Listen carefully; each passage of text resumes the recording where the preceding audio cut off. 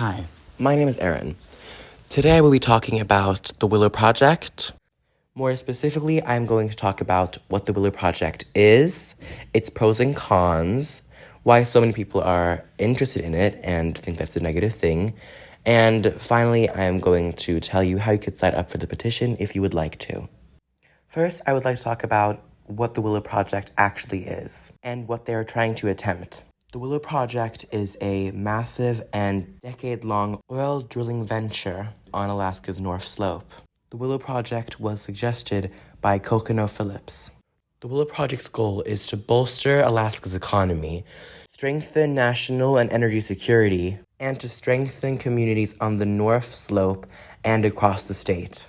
All of this seems really amazing until you actually look at the repercussions of the Willow Project. These side effects are many animals, such as polar bears, seals, many different types of birds, and other animals in the area. And you think this would be enough to stop Biden and his administration, but no. By the administration's own estimates, the project will generate enough oil to release 9.2 million tons of planet-warming carbon pollution a year, equivalent to adding 2 million gas-powered cars to the roads. Over the course of 30 years, climate groups have estimated it would release around 278 million metric tons of carbon pollution, which is more than what 70 coal-fired power plants could produce every year. Although Biden and his administration tries to put a positive swing to the situation, many environmentalists stay strong and have remained strongly opposed to the Willow Project, featuring the effect of the planet-warming carbon pollution from the hundreds of millions of barrels of oil it would produce. Young voters have riled on social media against the proposal with the hashtag #StopWillow.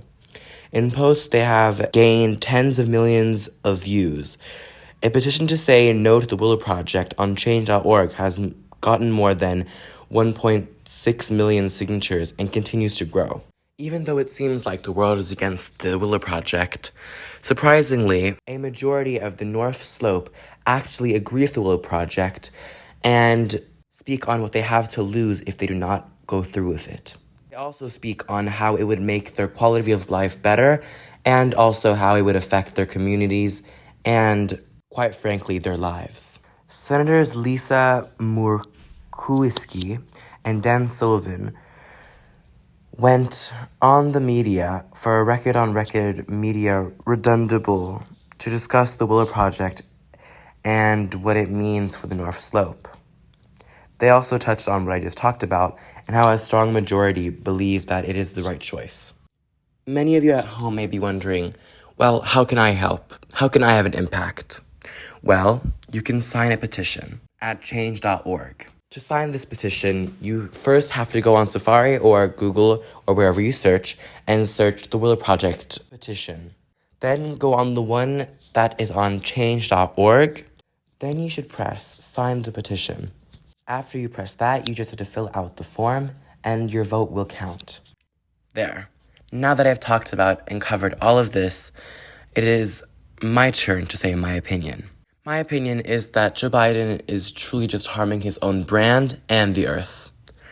In his run for being president, he said that he would love to help the climate and be better than Donald Trump was, considering that he fully went out of an agreement. And then he does this. I think he might have gotten too comfortable or forgotten what he said or something. He is old, but I truly do not know what came over him. And it's just so idiotic that he would go against his own brand just to do this. And something that is even sadder is that we might not even be able to vote for someone new, considering that the Republicans might choose someone who is just like Donald Trump. I don't really think they can choose anyone worse, but they can choose someone who is an idiot and bigoted, which is really annoying because then you don't have anyone to vote for other than the second worst option. But most of that is a topic for another day. Until next time. And my sources were CNN, Murkowski Senate Government, and Open Access Government.